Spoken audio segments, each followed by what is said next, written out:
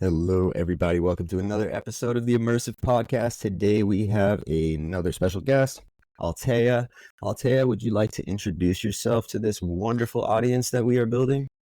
Yes, first of all, thank you so much for having me. Very grateful to be here.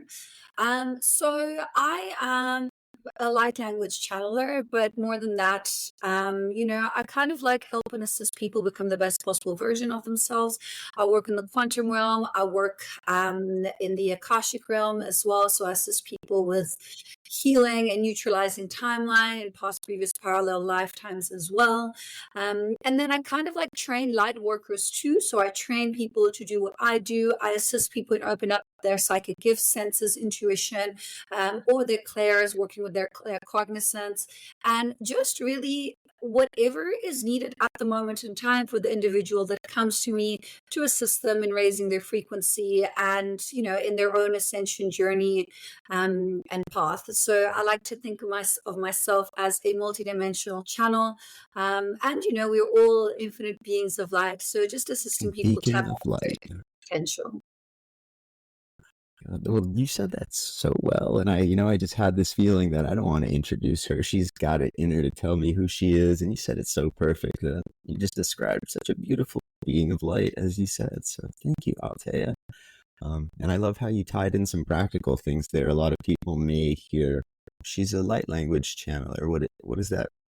They might be afraid to ask themselves or the person they're watching this with, what does that mean? And you explained it so well in the way you tied it into just helping people become the best version of themselves. Like that's something everybody can wrap their head around. You don't have to be a part of any fringe community or anything like that to do so. So I love the way that you said that. And Althea, you're here today from South Africa. Is that correct? Yes, right. Awesome. Tampa, Florida. So this truly is the new earth. We really are all connected. And I just want to take a few moments to shout out GFL, Galactic Federation of Light clothing. The link is in the bio. Clothing for light workers. Althea is rocking some of their clothing right now.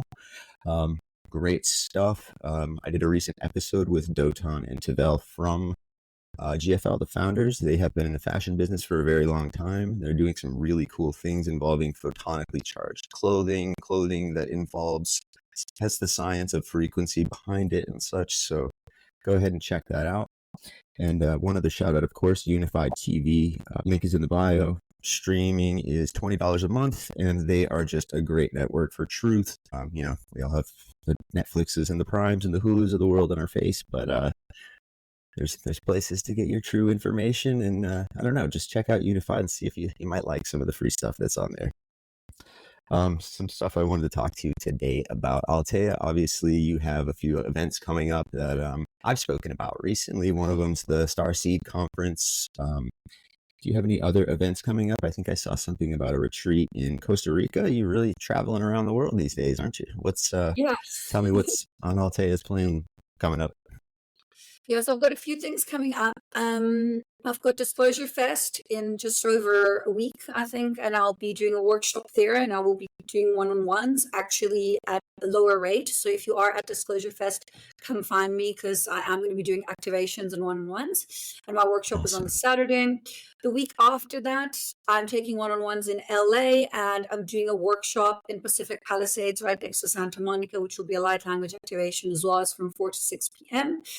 And then the 7/7, like you mentioned, in San Diego, La Jolla, we are doing, it's a StarSeed Conference. So that's going to be incredible. There's going to be vendors, panelists, speakers. It's just, it's going to blow your mind off because this is the 5th StarSeed Conference and it's happening in person. It's been online up till now. And then, I've got a few things coming up in the next few months. I've got an Abundance Mentorship. That one's online. All my services are still available online as well. And then my Costa Rica retreat in November from the 17th to the 22nd. 6 days, 5 nights. You're going to be getting light language activations every single day. We're going to be working with the elements and doing dragon body activations. We're going to also be working with the sacred shamanic plant of Hape and Cacao. And we will also be immersing ourselves in, the rainforest. We're going to be going to waterfalls, connecting to the elements, and really just like a beautiful space to share all together. And the reason why I was divinely guided to choose Costa Rica, because at this moment in time, there is almost like a quantum loop and a portal there that will assist the collective and the individual to clear timelines at a quicker rate.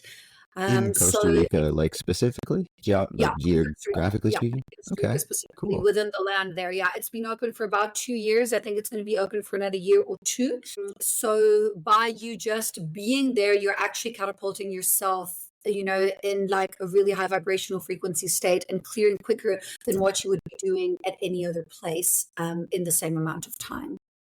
That's amazing. So I have a couple questions that just came up about the Costa Rica retreat. So, the portal. I mean, I believe in the major stargates of the world that I think are kind of there all the time. Some are at the poles. The ones in the Middle East. I believe there is one in the Southwest United States. Those portals that we talk about, those stargates that seem to be so heavily guarded, heavily mystified in our culture. Are those permanent in comparison to the one that you're like speaking about now, that Costa Rica portal that's been open for a couple of years and may close in a year? Can you kind of elaborate a little bit on the difference between a portal like that and like the larger Stargate portals that are present always? So I'm not sure which portals you are talking about. I thought it's my understanding that, places like the Great Pyramid of Egypt, Sedona, Arizona, Mount Shasta, that there were, natural portals on this planet. Many people, Okay. whistleblowers and stuff have kind of alluded to that kind of thing. It just made me kind of think, so are those temporary and such? They open for only a year at a time, etc., such as this Costa Rican portal? So that's a very good question. Thank you for asking that. They just sent me a visual now. It's very different. So some portals operate on the grid structure of the Earth. Some of them operate on a more individual level per se. So this Costa Rica portal per se is actually operating through the pockets of energies that cross between the ley lines. So what happens is whenever you have something like a astrological event or a numerological event where the ley lines cross, there's kind of like these pockets of energy that open up and the energy comes and goes. Okay, something like the pyramids of Giza is permanently open, and that's actually a Stargate portal. It's different. Okay. Something like Mount Shasta would also be, in my opinion, something more like a Stargate portal, although still connected to the Earth grid. So there's a lot of different grids. You'll get your Earth grid, you'll get your galactic grid, you'll get your planetary grid, you'll get your solar system grid. Yeah, it's multidimensional, if it makes sense. Yeah. I think a lot of people do, like for me, I do a lot of grid work. So I work a lot with the planet, with the ley lines, with the grid, with the portals. And to an extent, also, portal isn't really specifically the exact word, if it makes sense, because I was gonna go ahead on that. Understand the concept behind it, but it would be more of like a wormhole or a time-space continuum, if it makes sense. Took the words right out of my mouth. Yeah, that we would activate and be able to access in these places. Very well said, and that kind of cleared that up for me. That's interesting. So it kind of, I guess, as a result of grid work and in the collective conscious and the shift in the way that where people are in the ascension, is that something that can contribute to like the opening of said portals in like this one in Costa Rica? Is that something that can kind of start happening more and more as we ascend as a species, or is it predictable? Is it something totally random? Is it rare? I mean, yeah, for sure. I mean, there's going to be a huge, massive activation now at Disclosure Fest. Whenever a lot of, people get together and start working for the collective and from that space of unconditional love, these portals can be activated, these energies can be opened, and things, can expand. So definitely something you're going to be seeing more of. I mean, I know personally a lot of colleagues that travel around the world and consciously activate portals. There's a few, there's actually many all over the world. And it's interesting because everyone has their different methodology and their different way of operating. So it's always nice when I speak to colleagues and see kind of like how they operate and how it works from their side. So for sure, definitely something that we're going to be seeing more in the next coming years. That's great to hear from you, and I kind of share that belief, but it's more of a belief from my end and something that you might have a little more firsthand knowledge of, being in the work that you do. but I definitely believe in some sort of critical mass, something where humanity, that's what we call it in our limited speech, but, the collective needs to reach a certain point, a certain number. People have said 144,000, 1%, 10%, all sorts of different metaphorical numbers to reach a critical mass, quote unquote, of people that are awakened and ready enough for the next level of society to maybe start being integrated into, what is a true level 1 civilization, being introduced to the Galactic Federation, being introduced to an intergalactic society. I really do believe that it's a matter of a slow drip effect where it's a lot of people waking up in their own way, in their own timelines, in their own dimensions, just all over the world, all over time and space. And at a certain point, it can't be turned around. And with these things like, Disclosure Fest, blah, mass meditations, StarSeed conferences now happening in person rather than online, people mixing their energy together in person. That's, I think that's just a huge jump, at least as far as my visual is on, the new Earth ascending, the next level, etc. I think it takes numbers, and it's amazing to see it all come together, and it's really awesome to be able to speak to so many people who are so deeply involved with it, such as yourself. You said you do a lot of grid work, energy work, things like that. Can you tell me a little bit? I'm always a little curious about people's take on the DNA upgrade aspect of things. It's just for everybody who's viewing, it's June 11th right now. June 11th. What are what are you picking up on for solar activity, ascension energies, ascension symptoms, available DNA upgrades, things like that? Is there anything you're kind of picking up on right now for this kind of middle of June? So we just cleared a very big anger template about 2 weeks ago. So that was released from the collective. There was a lot of anger, a lot of triggering, a lot of irritability that was cleared. We did do quite a big quantum jump towards the end of April. So we accessed the high vibrational frequency baseline as to which people started operating from. So there was a lot of clearing and releasing of residual of that. I do find that equinox and solstice times tend to be very, very unpredictable, if we can put it in that way, because, everyone is moving through their own thing. And again, what happens when there's these openings of energies, people kind of take what they need within their own experience. So someone might need clearing of the solar plexus, someone might need third eye activation, some might need to learn to release attachment. So it's very, very different for everyone. And the best I can say is just to stay grounded, stay present, stay anchored, and stay in a space of surrender as well. Generally, the months that lead up into August are quite powerful for manifestation because of the Lionsgate portal that we have on the 8/8.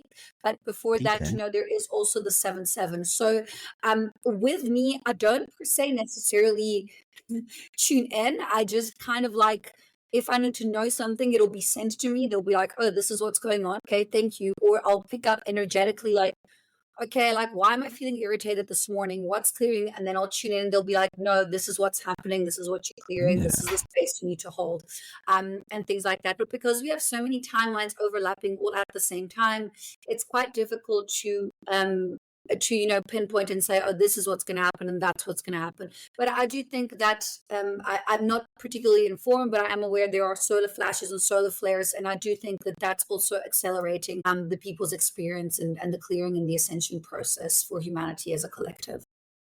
Yeah, I believe so too. We definitely have dormant DNA lying within us that I think we're all in a different spot. I think we all have abilities such as yourself. You have abilities that I don't have. I might have some abilities you don't have, but I think we all have untapped potential. And a lot of that really might have to do with dormant DNA upgrades that are done via the sun, upgrades that are done via people like yourself who are doing quantum work, quantum healing, grid work, etc.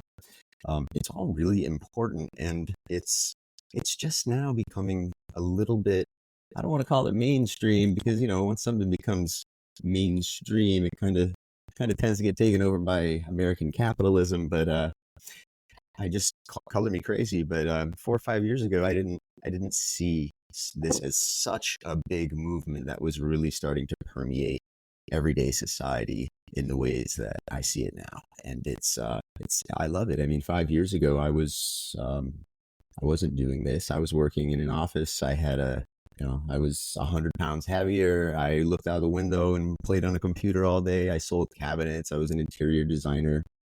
And then I went through that dark night of the soul and just trust falled into, I don't know, I can't do this anymore. I need to serve the collective. I need to seek self. I need to seek inward, and things started to activate within me too. And I'm not there yet. It's new things all the time. My meditations started going from, 20-minute meditations to practicing CE5s to CE5 protocols actually manifesting themselves and working. And, trance states, being able to go into trance through meditation, etc. I do write afterwards and such, but I'm not channeling or anything like that. And the way that I found to serve was just to, further connect the people that I know I know they have good intentions. I know that they are doing this work, that they have taken that same trust fall that I've taken, that they are all in on the new earth. They are all in on upgrading the collective. They're all in on, well, it's kind of been trademarked now, I guess, but all shift happily now, to be corny, but that's really what we're doing, right? We're all shifting happily now. It's kind of the point. Cliches become cliches for a reason. For sure. So I'm curious, a little bit, can you tell me a little bit about Althea before she was a light language healer? Were you always, did you always know you had intuitive abilities? Were you always receiving downloads and things like that? Or was there a typical process of the dark night of the soul and a different person before Althea had her quote awakening? Or can you give us a little bit of that for the show? Yeah, I think a bit of both. I mean, I always had psychic intuition. I started doing prophetic dreaming when I was like maybe 6 or 7 years old. I would see beings. I was one of those kids who would like see ghosts and like would tell my parents that I couldn't sleep and they wouldn't believe me. Like now they do because I'm a psychic for a living. And now they're very apologetic. Like, oh my God, I'm so sorry. And I was like, yeah, it was actually real, It's all come true. Yeah. And I come from a lineage of witches. My mom's got psychic and prophetic dreaming and intuition, and so did my grandmother. They're not psychics for a living, but the women in my family are all psychically very in tune and very aware. They're very intuitive women. Yeah, so cool. That was kind of that for all my life. I mean, as young as I can remember, I was operating in the astral and like fighting demons and doing exorcisms and things like that at like 12 and 13 years old. And then I would wake up and be like, in the way that I could understand it back then, because I grew up Christian Catholic, but they weren't like strict. It was just kind of like, I grew up too. Yeah. Every now and then like Christmas, we'd go to church and there was like decided a little bit of religion every now and then, like in school, but it wasn't like implemented, like I didn't do baptism, and it wasn't anything. It was just a little bit of I would say general knowledge, but it didn't really affect my life. But it gave me the conscious awareness to be able to actually do what I did in astral. So awesome. I had that. I had quite a lot of intense experiences in my mid-20s. So around 2017, 2018, I had very intense activations. I saw beings. I had really traumatic experiences during my Saturn return as well. And then that kind of catapulted everything. I started with my Reiki training when I was in my early 20s. So that was kind of like what really opened me up, because I got my first attunement. And then, I was always in contact with that. I had a really wonderful Reiki master that followed me for a few years. And she helped a lot in forming my training as an energy operator, And then, with the pandemic, I had a studio before that, a Reiki studio. And then I moved everything online, and I was reading light language. I started posting videos in 2017 of light language. When I started doing that, there were probably 10 light language channelers online. It really was not a big thing. There were not a lot of people doing it. Hashtag light language had like less than 1,000 followers or whatever. Now it's a big hashtag. Yeah, now it's it's like you can see how it grew exponentially. So I think that's beautiful and wonderful.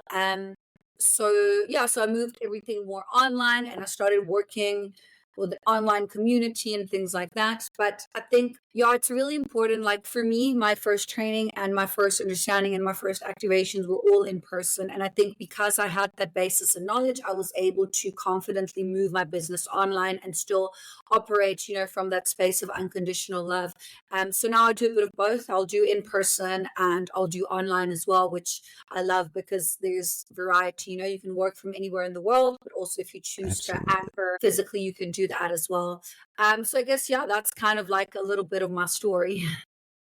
That's thank you so much for sharing that. And it's so interesting because, a lot of people, it's interesting to hear from someone like yourself who was having those experiences, at the age of 6 or 7, etc. And then, of course, even then, still, there's humble origin in the story. You don't come off as arrogant at all because on one hand, you had those psychic abilities and you knew it when you were a child, but in your early 20s, you still have the humility to go and seek a master, go seek somebody that had done more, had received the attunements and the certifications and really ran the gamut in your example, Reiki. And I think that's awesome that you didn't just dive in and go with your own thing. You stayed humble and you learned from those who, you know, received downloads prior to you. And it seems like you've built something amazing out of that. So congratulations to you. That's great. And also, I think it's great that you're one of the ones who, because you were probably born with these types of abilities and things like that, rather than, although it seems like you sought them and watered that seed. And I'm so glad that you did because you're here now and you're who you are today. But, some people maybe aren't born, knowing that from the age of 6 or 7. Maybe it takes them until their early 20s to just finally even have that download or be open to having those thoughts and experiences. So I think that's amazing. I think people like you are the reason that we have. You said you mentioned earlier that you help other people to become light workers, other people to develop their own gifts, develop their own light language, their own things like that. And that's what we need. We need people to pass their gifts on. We need that. We need that community, and it's amazing. It's awesome that you can do everything online. I always was a little bit suspect before I started doing this show so often about online energy work and grid work, but I can attest to it, and my viewers would be able to attest to it as well. I've mentioned it many times. I've felt the energy work from others through, and I don't believe that it makes any difference of what distance we are at. I mean, we're quantumly all in the same web. It's very complicated, but I've as a layperson, as somebody who does not practice energy healing, I have felt the effects of energy healing and Reiki completely remote, and not even in full session settings, just in example and showcase settings, just small samples of those things. So I just, for everyone out there, and Althea, what you do is, I agree. It most certainly can be done from anywhere. It can be done online. And of course, you travel a lot, which is awesome. That means you're wanted. That means you're desired in different places. So you can travel and you can do that work and healing on people, but you can also be doing it in person wherever you are. To me, that's the walking definition of a light worker. That's the walking definition of, that's the beacon of light. That's what we're supposed to do. You're doing your part, and I'm just happy to have you on. It's amazing. Thank you. So Costa Rica, are you going to be, I think you mentioned cacao. Pardon me if I forgot the others, but are you going to be incorporating any kind of like plant medicine or anything like that into your retreat there? So just hape, which is sacred shamanic tobacco, and some cacao. Okay. I don't use anything else. It's just not in my line of work at this moment in time.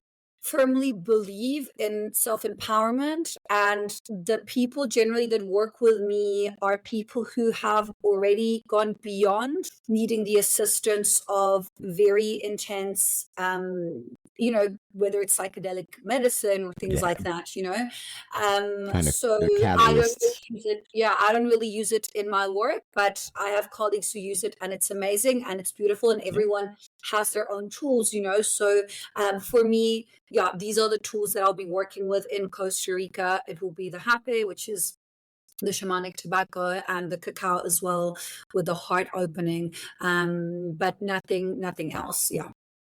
So the hape, I've heard of, different shamanic tobaccos. That's very cool. I know a lot's been done to, modern tobacco and what's mass produced and such. Cacao, obviously, everybody's heard of cacao. Can you let us, what, I don't know if it's a secret or anything, but what are you going to be doing with cacao? Can you give us a little secret sauce on what's, some of the healing powers of cacao? What do you use it for?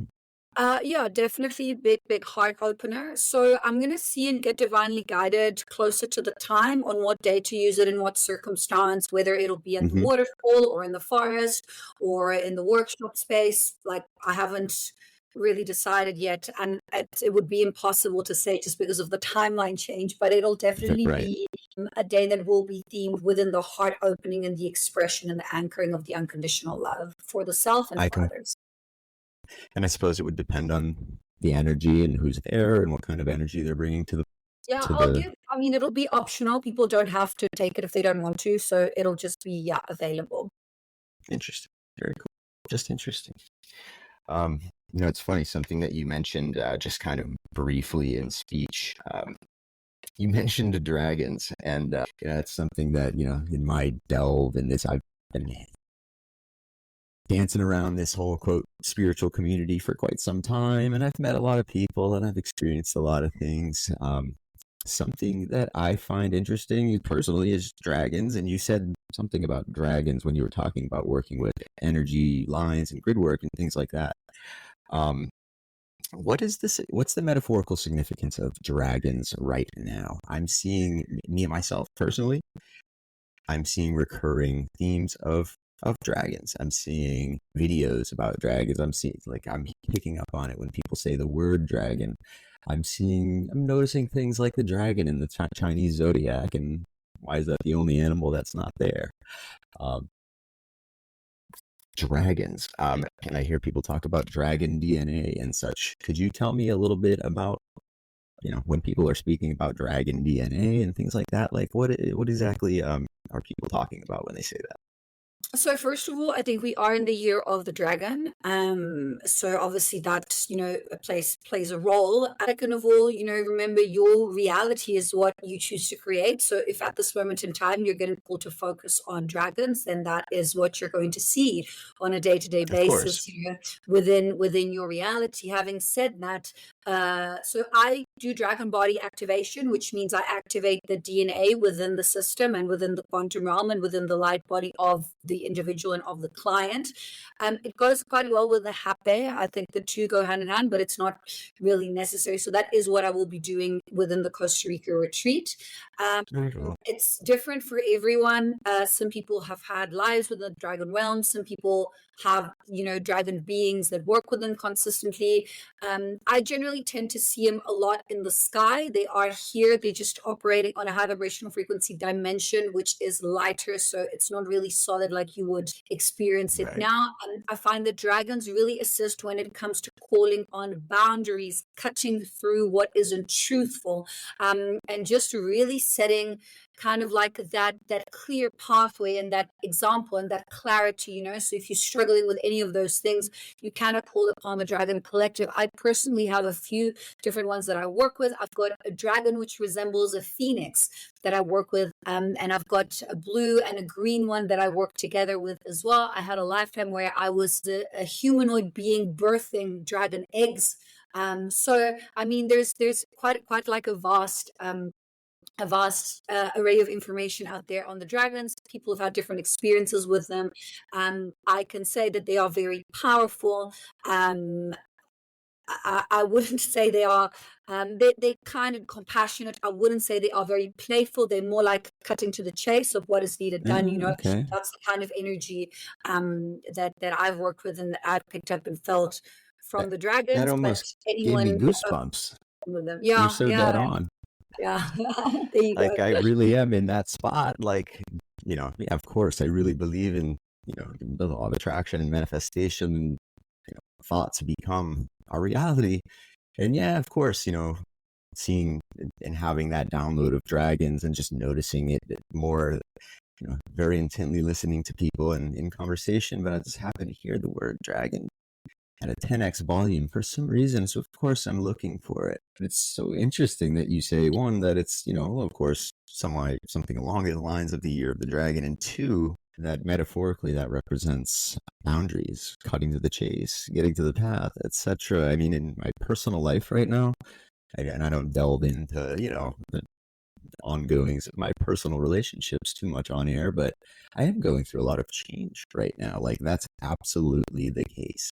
I am 100% in a position of like, I need to draw lines. I need to kind of set some boundaries. I'm constantly not doubting or wondering. I'm pretty sure of myself, but I do have that wonder of, am I on the right path? That 1% thing. And it's just kind of gave me a little goosebumps when you said that, because that's pretty much the theme of what's going on with me just personally. On a little personal note right now, a little bit of, Yeah. whenever we have a big change in our life, of course, you have to set new boundaries, you have to set new limits, you have to make your paradigm work with your new reality. And that's what I mean. I'm not going through anything terrible, guys, just so you, I don't want anybody to worry. But yeah, when you make changes, you have to set boundaries. And it's interesting that you say dragons represent that. It's almost like you're a psychic or something, Althea. Who would have told, eh? Who would have said? Who would have thought? I don't know a whole lot about my past lives personally, although I did have a past life regression done last week. And it was funny. I had the whole thing recorded, and I thought it lasted 30 minutes or so. It's a 2.5-hour video, and I'm in trance the whole time. The Dolores Yeah, Cannon well, is that long, yeah. It's between 2.5 and 3 hours. So it actually was not the Dolores Cannon method. It was something based off of it, but it was not technically the QHHT. But yeah, I was in trance for a good 2 hours, and I said a lot. And I was talking about being in the Hollow Earth, and I was talking about Lemuria and the Western United States when it was just filled with forest. But it's all very, like, I've watched the video a few times now to kind of reassess it, but I've only delved into that once with a true practitioner of hypnosis, QHHT, past life regression, any of that stuff. That was the first time I did like a full session like that. And of course, like I said, I do meditate and I go into trance pretty heavily, pretty often. But when I go into trance, I don't get downloads of past lives. I get clarity on potential future timelines. I get clarity on the now. I get to experience being out of body. I get to experience being a being without matter. And really reminding myself that I'm in the now, but I never come back with any past life memories. Have you asked to have memory of past lives? I seem kind of silly for saying this, but I guess, I probably really never have truly asked with real intention before going into meditation for that. I will ask to go and have a connection with spirit, but I guess I keep it too vague. Also ask before going to sleep. Before you go to sleep, ask, and then they can come through like that as well. But generally, if you're already having psychic vision and intuition, I don't see why you wouldn't be able to get downloads of your past, parallel, and previous lifetimes. You must just ask. That's right there. I'm like, if I can see forward, why can't I see backwards? But we all know it's not just forward and backwards. It's so much more complicated than that. That's why it's so much fun.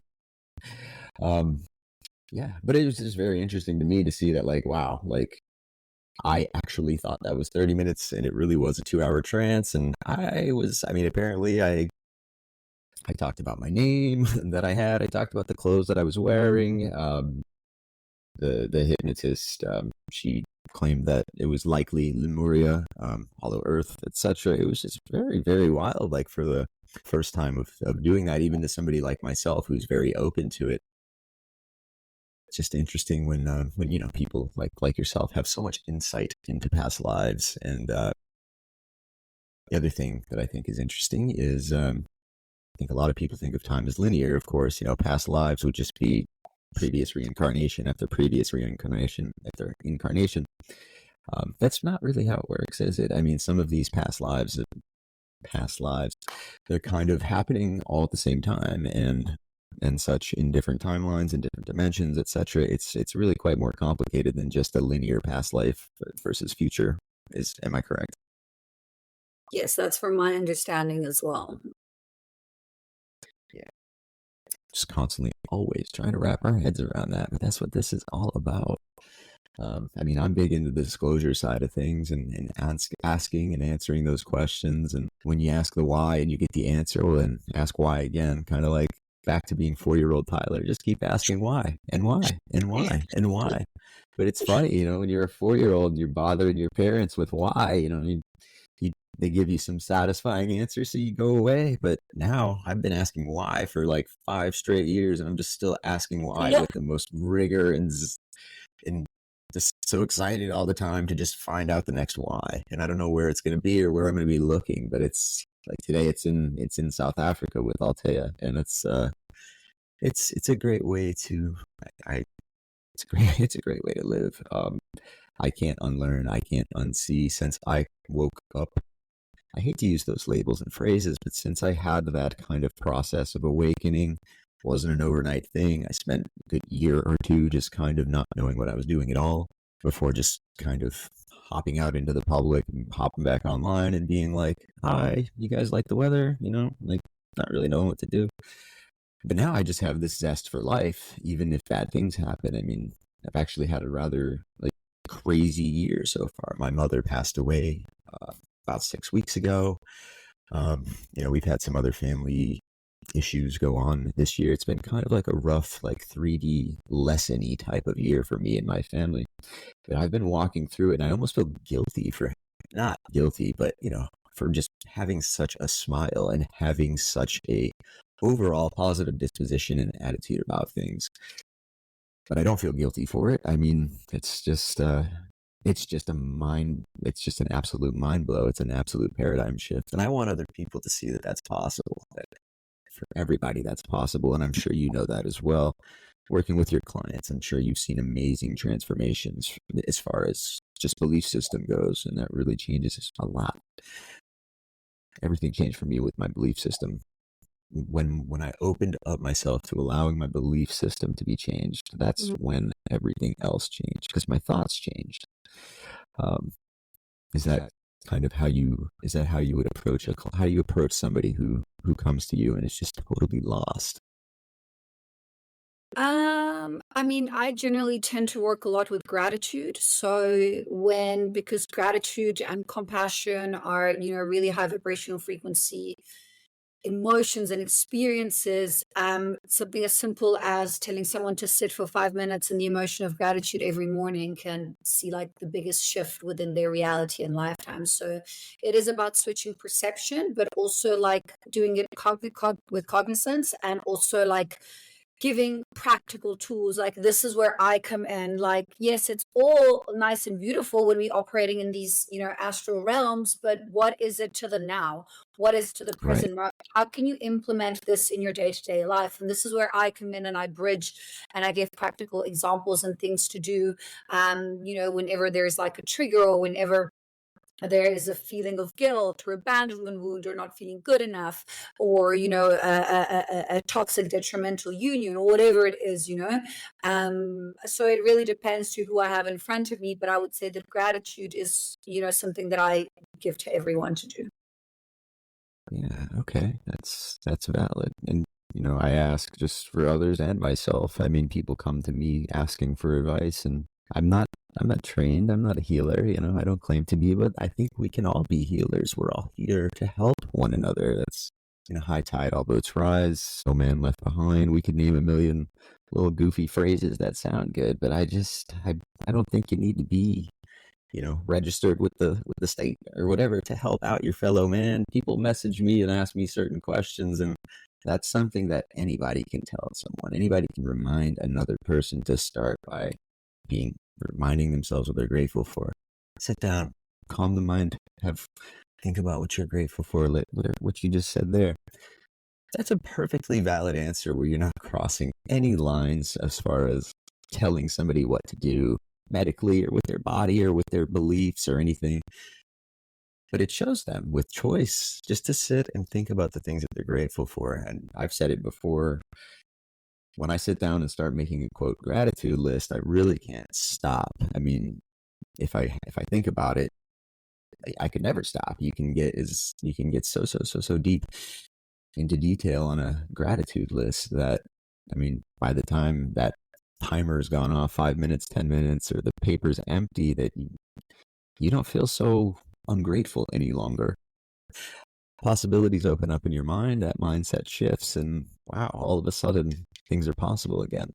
Yeah, I think it's a very big program that society has, within this experience. It's the scarcity template and the not being good enough and the needing external validation and the needing external things to feel complete, and I think with the gratitude and anchoring into that emotion in every single moment, you're able to kind of like re-navigate into a space where you are operating from unconditional love and you understand that you are enough, and that you are everything that you need. And then when you're in that frequency, that's when you anchor into a frequency of abundance, because if you're grateful for everything you have, you attract more of what it is that you want. So it's like a big theme.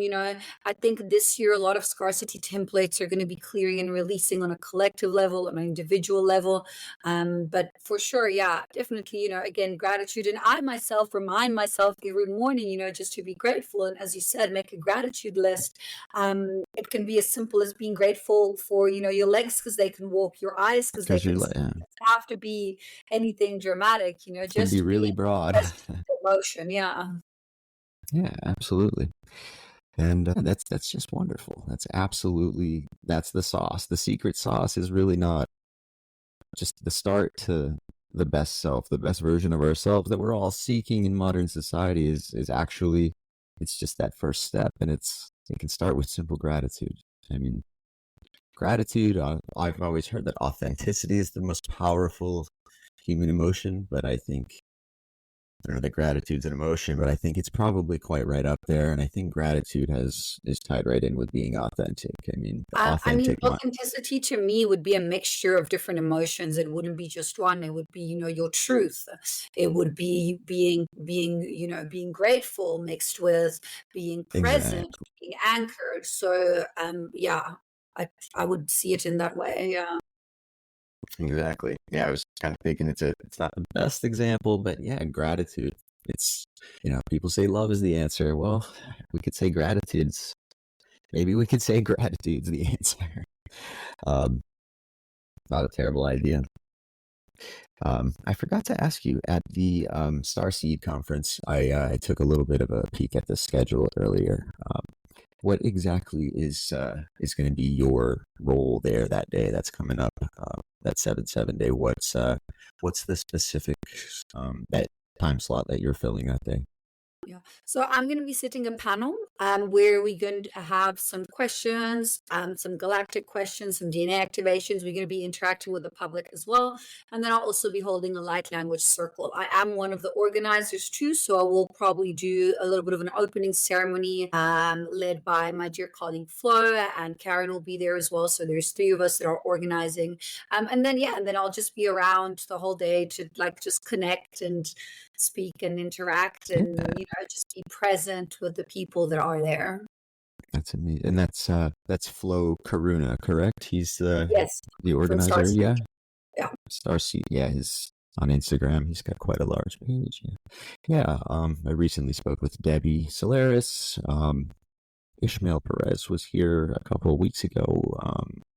Natalie Nadine came on, did a little bit of her light language, and they all kind of spoke a little bit about their individual roles within the conference. So I just thought I would ask you the very same question, of course. You all are very similar, but you all are very unique, and just like all of us. I mean, we're amazing, all of us. I think humans are just such an amazing meat suit of us. We're such amazing meat suits with souls inside of them.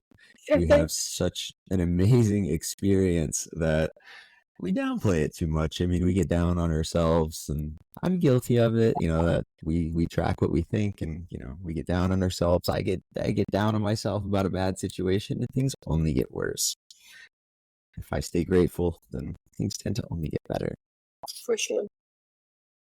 Really, all starts with that, and as that goes back to.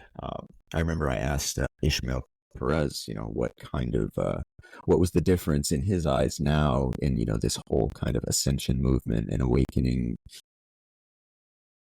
just a movement of disclosure, awakening, ascension, etc. That large umbrella, now versus back in the time when he was first, when he was younger and he was first coming into these ideas and really starting to, find himself.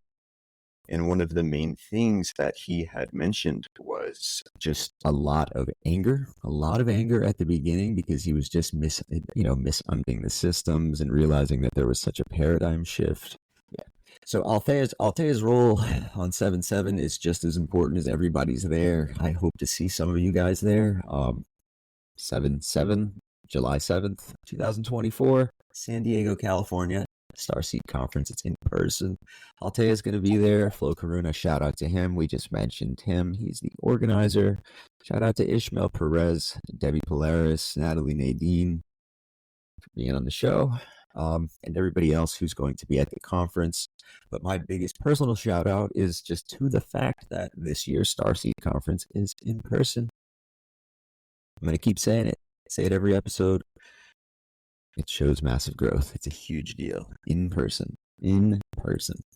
We're out there. We're mixing energies. Althea, it's been great speaking with you today. I know we've done a little bit of a short episode. We had a little technical difficulty at the beginning, but, we strive through and we get things done and make it fun anyway. Would you do me the honor of maybe showcasing some of your light language here on the Immersive Podcast? Sure. You can just start by closing your eyes. Absolutely. As you find to come to the breathing rhythm, with every inhale you breathe in light, and with every exhale you release all that doesn't serve you anymore. As you relax the body, the system, the energy field, stay in a space of openness, in a space of oneness. And as we call on the Archangelic Collective, Michael to the south, Uriel to the north, Raphael to the east, and Gabriel to the west, we call on Archangel Metatron with his blue cloak of protection from above, and Sandalphon to seal the grid from below. As we call on the higher selves of spirit guides, anyone else who wishes to be present, who the greatest and highest good, you're welcome in the space. Opening, expanding, pulling in divine rays, opening, anchoring, releasing,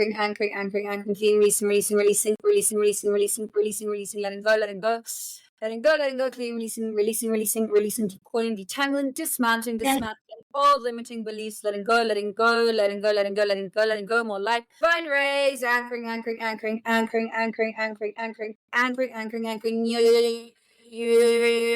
raskitaka, then at the koro iseraki, para iaishea, expanding, attuning systems, releasing more light, divine rays, anchoring, angelic rays, aura rays, rainbow rays, platinum rays, golden rays, white light, calling in, anchoring, quantum upgrades, angelic rays coming in, anchoring, attuning, expanding into more light, opening structures, anchoring, more light, attuning, expanding, connecting systems, activating you.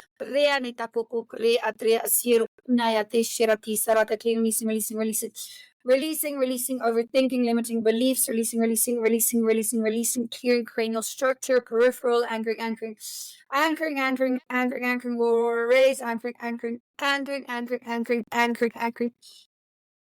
Tuning nervous systems, activating,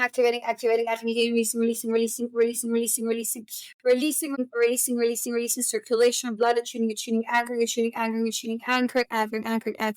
yeah, anchoring into the now, into the present moment, anchoring, closing, sealing, closing, sealing, closing, sealing, closing, sealing, closing, sealing, closing, sealing, closing, sealing, closing, sealing, closing, sealing, sealing, closing, sealing, closing, anchoring,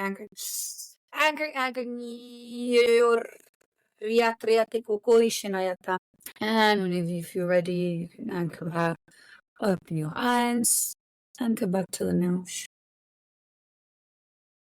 The microphone's always in my face when I open my eyes. Althea, How that are you was feeling? amazing. Thank you. I don't know if your eyes were open because mine were closed, but like, okay, so I used to think light language was like, I never bashed it, but I was like, I don't get it. I don't know. But I mean, I can't deny something that and I'm not saying this for the show, but I don't know if anybody's watching or how close people can see me when that stuff's going on, but it produces involuntary physical responses in my body. Of course, I feel amazing, by the way. You can actually feel thoughts and beliefs that you don't want leave universe. Your quanta, they're gone. They leave at the speed of quanta. They are gone as fast as they came.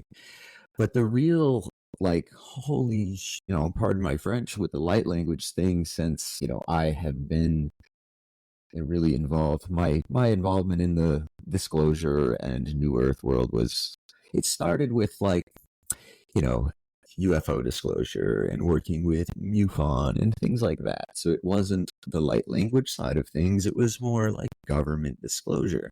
Light language came a little bit later.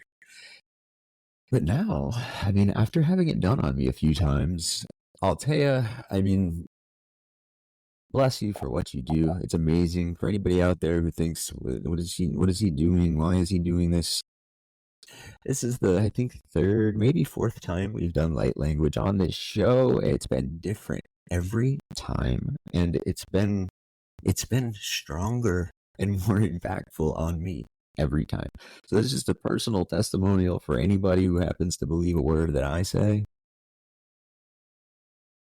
Thoughts manifest beliefs, and they manifest your reality. But I had goosebumps. My muscles were spasming when she was doing that work, and now let's just say I feel different, and I hope to go about the way. So the light language is great. Better. Best for the individual. It can take a few hours, a few days. So just rest, integrate, drink lots of water. Just be in a space of objective observation. If old emotions come up, if you start to, navigate the astral and have things come up as well, if you get triggered more easily, if you don't want to be around people, if you feel like you need to eat more, sleep more, rest more, like everyone responds differently, but it's all very much, in alignment with the own individual experience. I'm sure. I mean, I can only speak from my experience. That's true. But yeah, absolutely. Thank you so much, Althea, for sharing that with me, with us, for anybody who was listening. Thank you so much for all the time and all the effort you put into perfecting. You're always growing. We're always evolving. But for perfecting your craft, for perfecting what you do, for just being the light that you are. And I can't say, and that's my job. I'm the bridge. I'm here to tell people that, hey, sorry, light language works. You have to believe in it, but you don't have to, people go through hell. People put themselves through so much trying to, change something in their life, change something that might be as simple as removing a limiting belief. Just using that single example. Open your mind up to things. Yeah, open your mind up to things like light language. Althea's got to go. This is Tyler, the Immersive Podcast. Althea, do you want to say anything before you sign off? Yeah, like guys, just stay in your heart, and if something feels off and you're not too sure, listen to the body, listen to the somatic response. The body knows. If the mind is struggling, turn to the body, and yeah, just lead by example. Don't try to overcomplicate things, and always go back to the heart and to gratitude. Well said. Althea's links and everything will be in the bio, so you can find her very easily if you want to book one-on-one sessions, if you want to go to any of her events, any of her retreats, if you want to just follow her on Instagram. All of that stuff will be in the bio of this video, and it will be very easy to find. So thank you again, Althea. Hopefully I will see you at the StarSeed Conference, and maybe we'll speak before then. Have a great rest of your day, and thanks for coming on the Immersive Podcast.